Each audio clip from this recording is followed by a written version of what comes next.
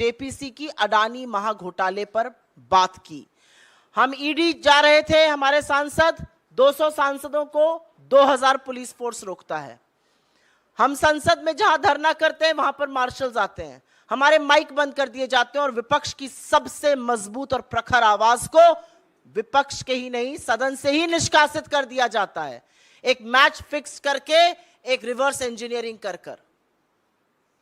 राहुल गांधी जी ने 7 फरवरी को सवाल पूछे अडानी पर और उनकी आवाज को बंद करने का काम लगा मोदी सरकार को कि वो कर देगी, लेकिन असलियत यह है कि जब समूचा विपक्ष एक साथ खड़ा होता है तो सरकार बौखला जाती है। राहुल जी के सवालों से यह सरकार बैकफुट पर है और इसीलिए अब हर उस आवाज का दमन करना चाहती है जो खड़े होकर इनसे सवाल पूछेगा। एक भी सवाल इनसे अनकंफर्टेबल पूछ लीजिए, बेरोजगारी, महंगाई, आर्थिक असमानता, किसानों की दुर्दशा, चीन का अतिक्रमण और सबसे बड़ा मुद्दा अडानी महाघोटाला। यह सरकार अब हर उस आवाज का दमन करने को तैयार है जो इस तरह के सवाल पूछेगा या तथ्यों को सामने लाएगा। बड़े बड़े खुलासे हुए हैं, चाहे वो अडानी महाघोटाला हो, चाहे वो चीन का अतिक्रमण हो। मुझे खेद के साथ कहना पड़ता है, जब अधिकांश मीडिया को पीएमओ का एक चपरासी व्हाट्सएप के माध्यम से चलाने की जरूरत करता है तो alternate media, digital media, social media पर खबरें आती हैं। आज इस सरकार ने उन आवाजों के भी दमन की बात करी और उसमें आपके जैसे डिजिटल प्लेटफॉर्म्स, आपके चैनल्स के डिजिटल प्लेटफॉर्म्स, आपके अखबारों के डिजिटल प्लेटफॉर्म्स भी शामिल हैं। आईटी अमेंडमेंट रूल इस सरकार ने नोटिफाई कर दिया है। यह जनवरी में ड्राफ्ट निकाला गया था और कंसल्टेशन की बात करी गई थी। कोई व्यापक चर्चा इस पर नहीं हुई। जो स्टेक होल्डर्स हैं वो संतुष्ट नहीं है उस चर्चा से और उसके बाद भी रातों रात इसको नोटिफाई कर दिया जाता है। ये आईटी अमेंडमेंट रूल तब नोटिफाई किए जा रहे हैं जब आईटी एक्ट 2021 की ऑलरेडी कोर्ट्स में है, सुप्रीम कोर्ट के सामने है। सुप्रीम कोर्ट को अभी उस पर चर्चा करनी है और उसका संज्ञान लेना है। तो ऐसी क्या जल्दी है? और अब जो जनवरी में आया था उसमें फेक न्यूज के खिलाफ पीआईबी फैक्ट चेक करेगा। अब और भी बड़ी बात कह दी गई है, फेक न्यूज या मिस इंफॉर्मेशन जो सेंट्रल गवर्नमेंट के खिलाफ है उस पर एक इंडिपेंडेंट यूनिट जो सरकार के अंतर्गत रहेगी बॉडी, वो फैक्ट चेक करेगी। सरकार ही कोतवाल है, सरकार ही मुजरिम है, सरकार ही जज है, सरकार ही सब कुछ अपने बारे में करेगी। तो अगर आप कोई सवाल सरकार से उठाते हैं जो कि असहज है तो अब ट्विटर, फेसबुक, यूट्यूब, व्हाट्सएप, तमाम ऐसे प्लेटफॉर्म्स को सरकार ने अपने आप को एक एकाधिकार दे दिया, एक छत्र राज दे दिया है कि वो उनसे कहकर उस न्यूज को हटा सकते हैं। लेकिन ज्यादा कुछ कहने से पहले सरकार के ट्रैक रिकॉर्ड की बात कर लेते हैं।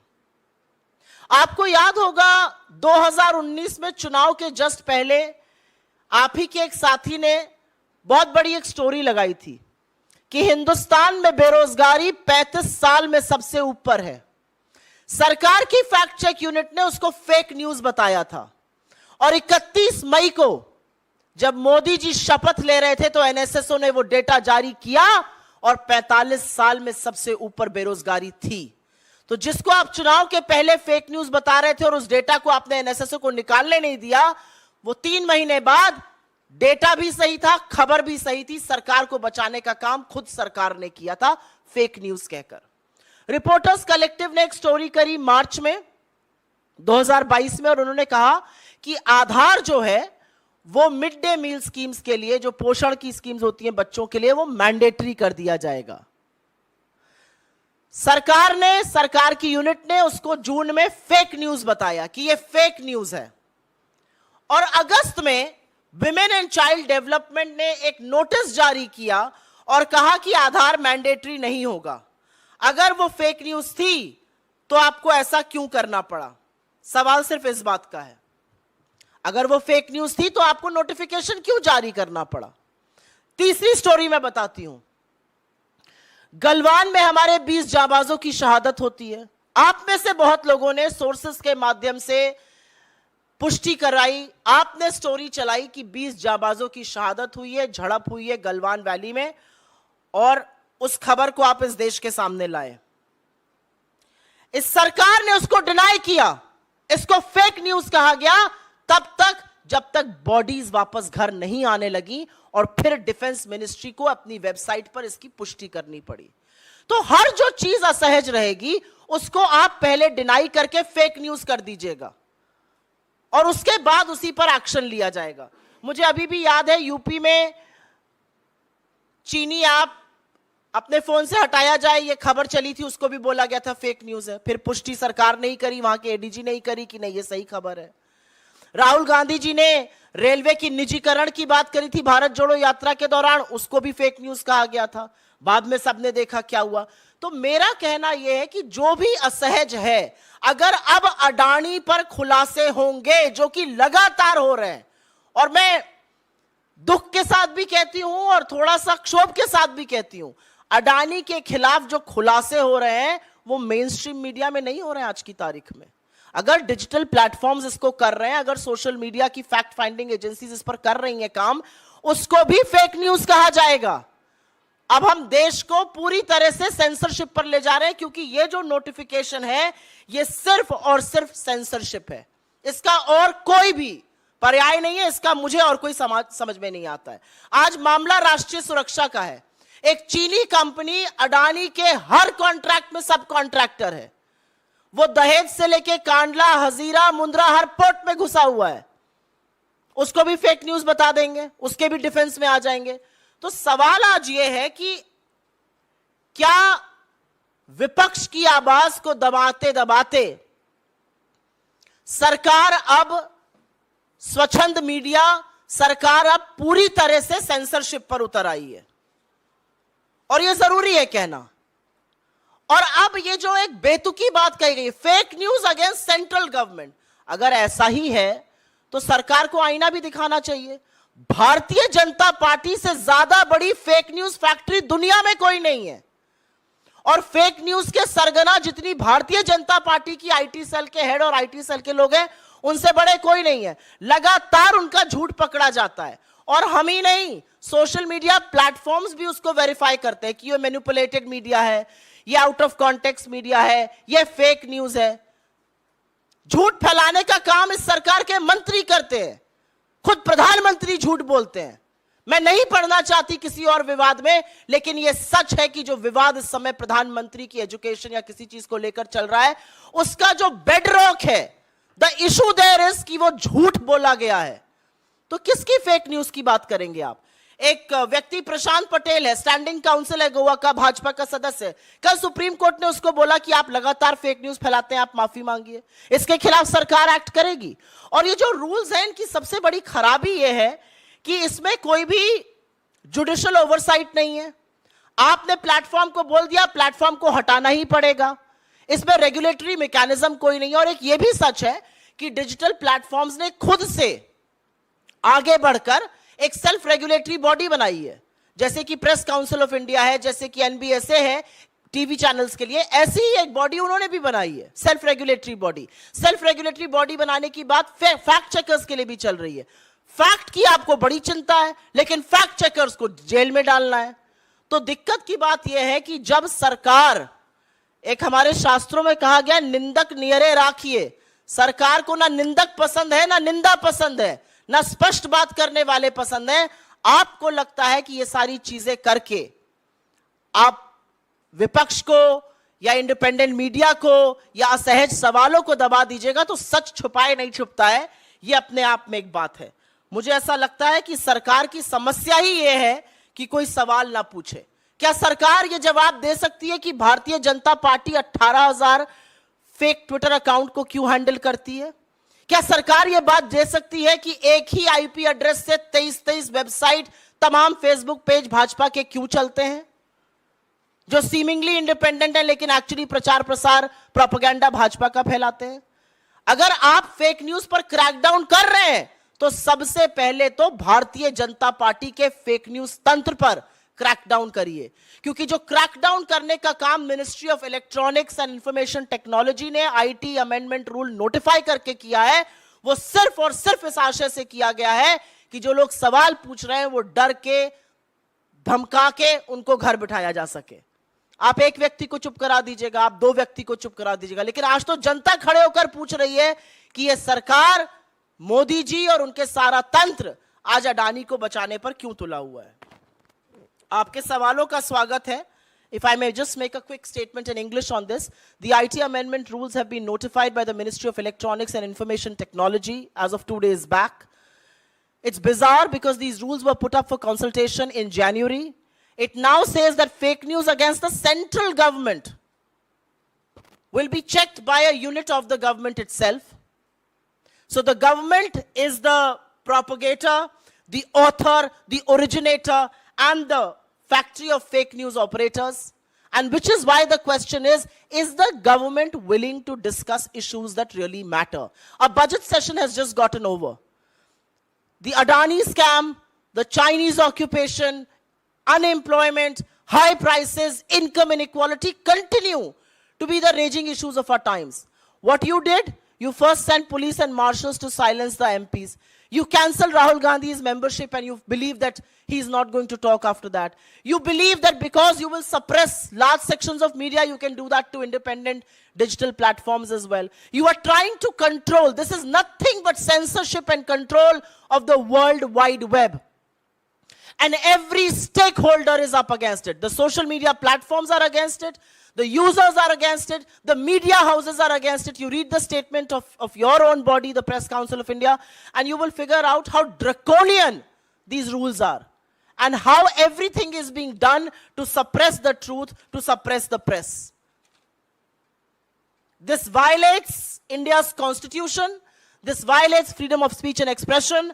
And more than anything else, it violates the IT Act of 2000, which is the mother law under which these amendments are being made. The uncomfortable questions, the uncomfortable truth baffles this government.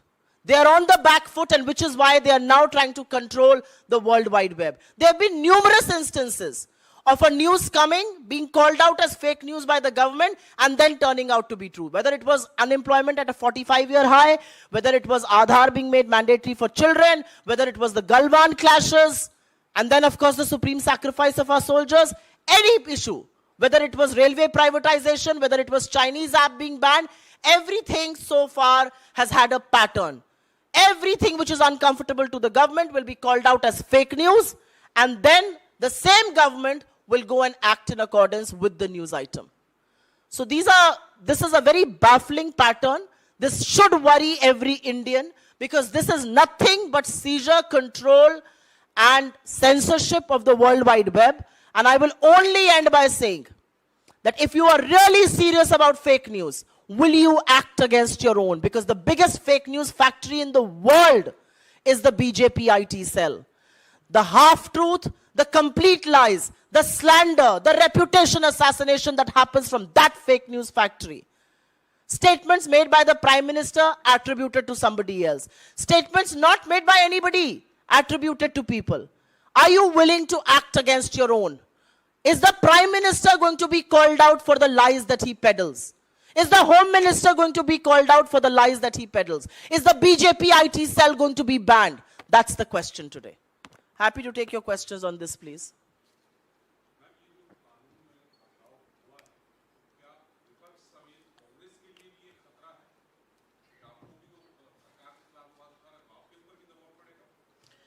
ये सिर्फ अब विपक्ष या political parties के लिए खतरा नहीं रह गया है, ये अभिव्यक्ति की आजादी के लिए, ये आईटी लॉ जो मदर लॉ है 2000 उसके लिए, ये अनकॉन्स्टिट्यूशनल है, ये ड्रैकोनियन है, ये अनैतिक है और ये इल्लीगल है। इसके अलावा इसको किसी तरह से नहीं देखा जा सकता है। आज खतरा सिर्फ विपक्ष के लिए नहीं है, आज खतरा आपके जैसे पत्रकारों के लिए भी है।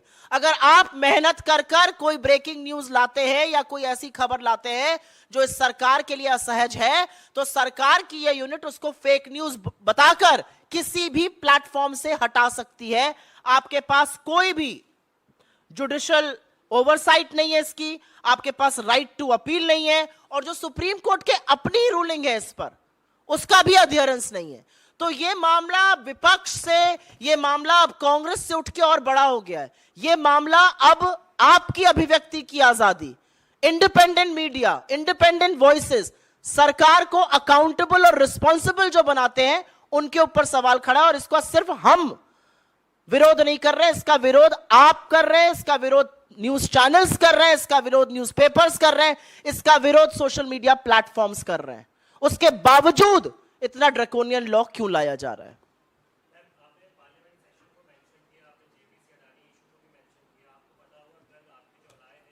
I am first going to take questions on this.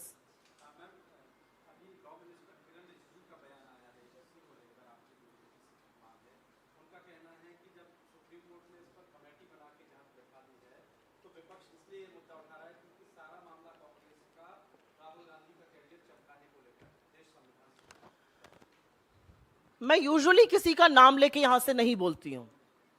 किरण रिजिजू जी अरुणाचल से आते हैं, जहां तक मेरी जानकारी है वो अरुणाचल से आते हैं। अरुणाचल में चीन ने 3 बार नाम बदलने की धृष्टता करी है। इस देश के कानून मंत्री है या ट्रोल मंत्री है, उस पर बोलेंगे। और सुप्रीम कोर्ट ने अगर एक कमेटी बनाई है तो उस कमेटी का आने दीजिए प्रकरण, उसका आने दीजिए रिपोर्ट। आपकी क्या जल्दी है? आप क्यों जाके रूल्स बंद करना चाहते हैं? आपको रूल्स बनाने की क्या जल्दी है? क्योंकि आपको समझ में आ गया है कि सवाल हर ओर से उठ रहे हैं। सवाल समूचे विपक्ष से उठ रहा है, सवाल इंडिपेंडेंट मीडिया से उठ रहा है, सवाल आज जनता उठा रही है। आप इंडिपेंडेंट मीडिया को रेगुलेट कर दीजिएगा, विपक्ष के सांसद को निष्कासित कर दीजिएगा, जनता को भी जेल में डाल दीजिएगा। असलियत यह है। तो किरण रिजिजू जी हर बार कुछ औने बौने उलझुल बातें करते हैं। वो अरुणाचल से आते हैं, उनसे मेरा एक सीधा सवाल है। अरुणाचल ने अप्रैल 2017 में, दिसंबर 2021 में और अप्रैल 2023 में चीन ने अरुणाचल में जगहों का नाम बदला। इस पर उनका वक्तव्य कब आएगा? पहले मैं इस पर सुओ मोटो ले लूं, फिर मैं लूंगी अदानी पे। Any other questions on this? हाँ पूछिए।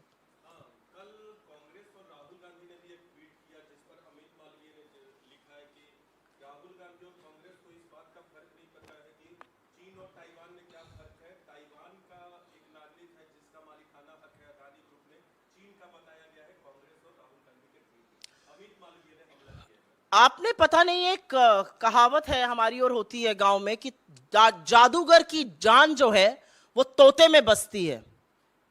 अडानी पर बोलो दर्द मोदी और भाजपा को होता है। सबसे पहली बात तो मैंने भी वो ट्वीट देखा जिसका आपने जिक्र किया है। हम तो अडानी पर बोल रहे हैं, आप क्यों बचाव में उतर आते हैं? पूरी की पूरी भारतीय जनता पार्टी, उनकी आईटी सेल, उनके फेक न्यूज सरगना कूद पड़ते हैं अडानी के बचाव में। आप अडानी के मुलाजिम हैं, आप अडानी का काम करते हैं, आप भारत सरकार के मुलाजिम हैं या आप भाजपा के लोग हैं? अगर आप भाजपा के लोग हैं तो भाजपा का बचाव करा करिए, सरकार के मंत्री हैं, नीतियों का बचाव किया करिए। अडानी का बचाव क्यों कर रहे हैं? और जो सवाल हमारे मन में आता है आज, वो यह सवाल देश की जनता के मन में आ रहा है। कहां अडानी को जाता है, दुखती रग अडानी की दवाई जाती है, दर्द होता है प्रधानमंत्री मोदी और उनके मुलाजिमों को। क्यों भाई? अडानी को बोलने दीजिए ना, हमने अडानी पर बोला है, अडानी दे इसका स्पष्टीकरण। जो उस व्यक्ति का फादर है उसका कम्युनिस्ट पार्टी ऑफ चाइना से लेना देना है, उस पर क्यों नहीं जवाब देते हैं?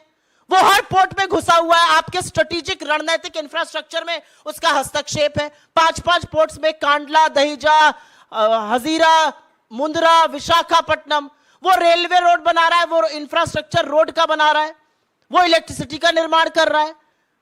अरे भैया, अडानी को भी कुछ स्पष्टीकरण देने दीजिएगा। या अडानी के कॉर्पोरेट कम्युनिकेशन का काम भी अब भारतीय जनता पार्टी के लोग कर रहे हैं। नब्ज इनकी दुखाओ तो दर्द होता है साहब को और उनके लोगों को। मैम, अडानी के मुद्दे पर आप लोग जितने गंभीर हैं, आपके जो वरिष्ठ विपक्ष के सहयोगी हैं, वरिष्ठ नेता शरद पवार, वो इतने गंभीर नजर क्यों नहीं आ रहे? वो तो नरम बयान दे रहे हैं। आप लोग जेपीसी की मांग को भी वो गैर जरूरी बता रहे हैं और ये भी कह रहे हैं कि ऐसा लगता है अडानी को टारगेट किया जा रहा है। इस पर क्या कांग्रेस को कहना है और क्या इससे विपक्षी एकजुटता आपको लगता है प्रभावित हुई है? मुझे बिल्कुल भी नहीं लगता कि विपक्षी एकजुटता किसी भी तरह से प्रभावित हो रही है। समूचा विपक्ष एक साथ खड़ा है। इस बार के बजट सेशन में सरकार इसीलिए बौखलाई हुई है, इसीलिए घबराई हुई है और इसीलिए इंटरनेट को कंट्रोल और सेंसर करने की बात हो रही है, क्योंकि विपक्ष एकजुट होकर एक मत में मोदी सरकार को घेर रहा है। जहां तक उनके बयान की बात है, वो वरिष्ठ हैं, उनका बयान हो सकता है, लेकिन बहुत गंभीर राष्ट्रीय सुरक्षा के मसले हैं यहां पर एक चीनी व्यक्ति का, चीनी कंपनी का, जिसका चीन की कम्युनिस्ट पार्टी से लेना देना है, वो घुसा हुआ है पूरे तंत्र में। उसको अडानी जी लेके गलबैया कर रहे हैं। अगर ये एंटी नेशनल एक्टिविटी नहीं है तो एंटी नेशनल एक्टिविटी क्या है? इस देश के लोगों का, एलआईसी के धारकों का, पॉलिसी धारकों का 30 करोड़ से ऊपर जो है, 45 करोड़ से ज्यादा एसबीआई के अकाउंट होल्डर्स है, उनका पैसा डूब रहा है। एलआईसी का जो इन्वेस्टमेंट था वो नेगेटिव हो गया है। ये देश के लोगों के पैसे का सवाल है, ये राष्ट्रीय सुरक्षा का सवाल है, ये अनियमितता का सवाल है। मुझे नहीं लगता इसमें मेरा और भी कोई मत है। मेरा सवाल हो गया।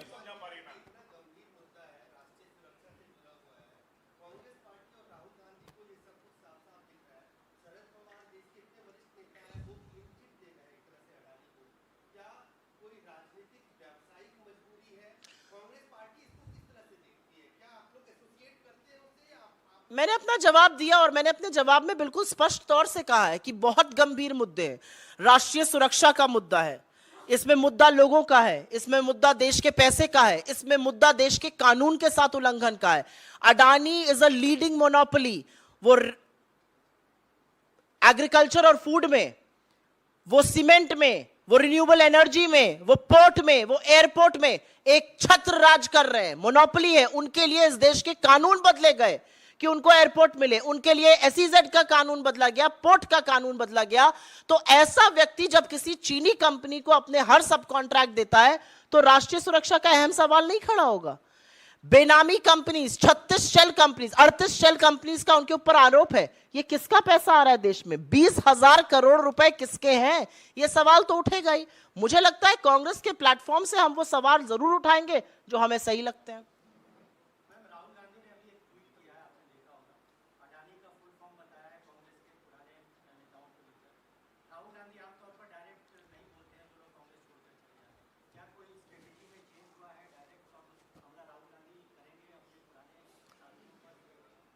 अगर आप राहुल जी से जरा भी वाकिफ हैं, अगर आपने उनको अपना पब्लिक कॉन्डक्ट या पर्सनल कॉन्डक्ट करते हुए देखा है, वो कभी भी ना मर्यादा का उल्लंघन करते हैं, ना आक्रोश व्यक्त करते हैं, ना जो आपने कहा कि कोई स्ट्रेटेजिक तौर पे काम करते हैं।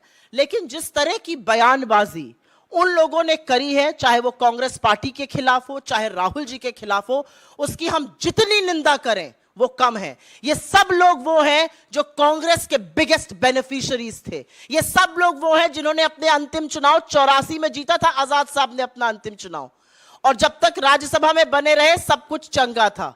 जब राज्यसभा खत्म होती है और घर का लगान देना पड़ रहा है मोदी जी को और एक किताब को बेचने के लिए, वो आजाद से गुलाम बनने पर तुल गए। ज्योतिरादित्य सिंधिया, कौन उनको राजनीति में लाया? One of the youngest Turks, सबसे कम उम्र में मिनिस्टर बने।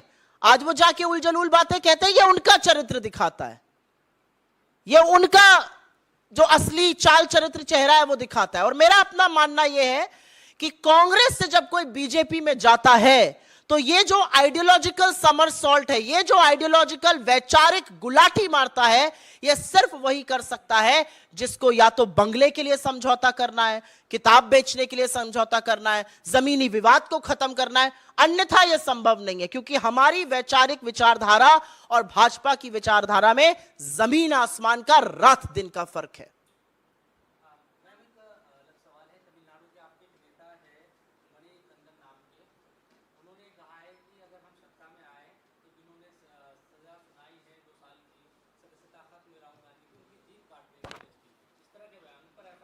ये बेवकूफी की बातें, इस पर मैं रिएक्ट भी नहीं करूंगी। देखिए मैम, आपके नेता ऑन कैमरा बोल रहे हैं। बोलिए, आपने सवाल ले लिया, बोलिए। आप आई यू आस्क्ड अ क्वेश्चन। हाँ,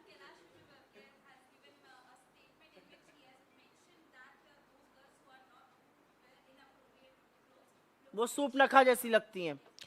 मुझे लगता है भारतीय जनता पार्टी में सूपनखा से विशेष प्रेम है। प्रधानमंत्री मोदी सदन में हमारी सांसद रेणुका चौधरी जी को सूपनखा बुलाते हैं। अब कैलाश विजयवर्गीय जी इस देश की बेटियों को सूपनखा बुला रहे हैं। यही इनका असली चाल चरित्र और चेहरा, यही महिलाओं का सम्मान है। और इस पर भी जो महिला नेत्री लोग हैं बौखला जाती हैं, सवाल पूछो वो चुप बैठी रहेंगी। ये भारतीय जनता पार्टी में महिलाओं का सम्मान है, ये उनका असली चाल चरित्र और चेहरा है। यही बोलना है मुझे। देश की महिलाएं, देश की बेटियां, देश की आधी आबादी इसको देखे कि अगर आपके जीन्स पहनने पर इनके उत्तराखंड के चीफ मिनिस्टर का बयान आया था, खट्टर का बयान आया कि रेप ही होता है क्योंकि लड़कियां जीन्स पहन लेती हैं। अब कैलाश विजयवर्गीय कह रहे हैं कि कपड़े पहनने से सूपनखा लगती है। इस देश का प्रधानमंत्री सदन में एक सांसद को सूपनखा बुलाते हैं, तो यह भाजपा का असली चाल चरित्र चेहरा। I will just give a reply in English since you asked me to. What Kailash Vijayvargiya is saying at some level shows the love for Supnakha within the BJP. The Prime Minister had called one of our women MPs Supnakha. Now Kailash Vijayvargiya is saying the same thing. Khattar is on record, the Haryana Chief Minister, to say that women get raped because they wear jeans. Another Uttarakhand Chief Minister, who's no longer a Chief Minister, said women who wear shredded jeans have loose character. This is what the BJP is made up of, and which is why you find so many BJP legislators facing criminal charges as far as offenses towards women are concerned. Why are so many rapists having BJP connections? Why is it that political patronage is given to people who commit crime against women in the BJP? This is what the real DNA of the BJP is. What baffles me is that women leaders of the BJP will continue to keep quiet as Kailash Vijayvargiya and his ilk continue to make the comments. Tamil Nadu वाला जो बयान है, क्या party उसका संज्ञान लेगी? और primarily जो सुनाई दे रहा है, जो दावा किया जा रहा है कि वो कह रहे हैं कि जज की जुबान काट लेंगे जिन्होंने, मुझे नहीं पता ये क्या बयान है और इसका बिल्कुल संज्ञान लिया जाएगा। मुझे लगता है ये सब बातों को भटकाने का मुद्दा है। असली बात क्या है? असली बात क्या है कि इस लोकतंत्र में अडानी पर सदन में 40 मिनट के भाषण के 18 अंक राहुल गांधी जी के एक्सपंज किए जाएंगे। असलियत यह है कि 7 फरवरी को वो भाषण देंगे और 9 दिन बाद 16 फरवरी को अहमदाबाद हाई कोर्ट में पूर्णेश बूथवाला या पूर्णेश मोदी, जिसने अब अपना नाम रख लिया है, वो जाकर अपनी ही स्टे एप्लीकेशन विथड्रॉ करेंगे और कहेंगे कि मैंने सेशंस कोर्ट में जो चल रही थी स्टे, जो लोअर कोर्ट में चल रहा था, उसके लिए स्टे दिया था, मैं ही विथड्रॉ करता हूं। फिर फास्ट ट्रैक हियरिंग होती है, 23 तारीख को एक फिक्स जजमेंट आता है और उस जजमेंट के बाद राहुल जी की सदस्यता चली जाती है। यह रिवर्स इंजीनियरिंग है। आज तक इस देश में ऐसे मसले पर किसी को 2 साल की सजा नहीं मिली है। अगर 1 साल 11 महीने 29 दिन की सजा मिलती तो राहुल गांधी जी की सदस्यता नहीं जाती। इसीलिए मेरा मानना है यह फिक्स्ड मैच था सरकार की ओर से। वो चाहते थे कि राहुल गांधी जी सदन में ना बोले, क्योंकि उनको पता था जब वो बोलेंगे वो अडानी पर इनका मुखौटा और इनको बेनकाब करेंगे, अडानी पर इनकी कलई और खोलेंगे। वो ये जानते थे और इसीलिए जब राहुल गांधी जी ने 2 बार लिखित में और 1 बार मिलकर स्पीकर से बोलने का टाइम मांगा तो टाइम क्यों नहीं दिया गया? स्पीकर कहते हैं आप मेरे साथ चाय पी लीजिए, मैं आपको बोलने नहीं दे सकता हूं। क्यों नहीं बोलने दे सकते हैं भाई? और अगर आपको लगता है कि राहुल गांधी की सदस्यता खत्म कर कर मीडिया पर ऐसे ये कानून लगाकर वर्ल्ड वाइड मीडिया को सेंसर करके एक एजेंसी बिठा देगी जो किसी चीज को भी फेक न्यूज बताकर सारे प्लेटफॉर्म से न्यूज हटवाएगी, अगर आप आवाज दबा सकते हैं तो असलियत यह है, ये आपकी कायरता, आपकी बौखलाहट, आपकी घबराहट दिखाती है और लोग अच्छी तरह से ये समझ रहे हैं। Let's just take some questions offline. I think I'm done with the presser. You take questions offline. Thank you very much. किस बारे में? इधर ले लेते हैं। Thank you. Because then the